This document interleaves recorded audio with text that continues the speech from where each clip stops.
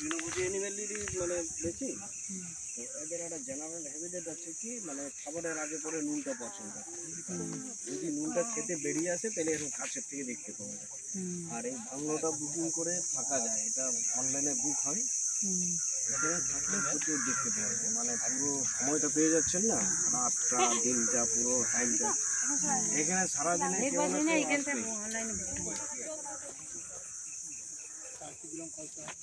এটা 4000 টাকা room rent. তারপর আপনার ধরুন ফুটিং এলিফ্যান্ট রাইড এগুলো আলাদা চার্জ।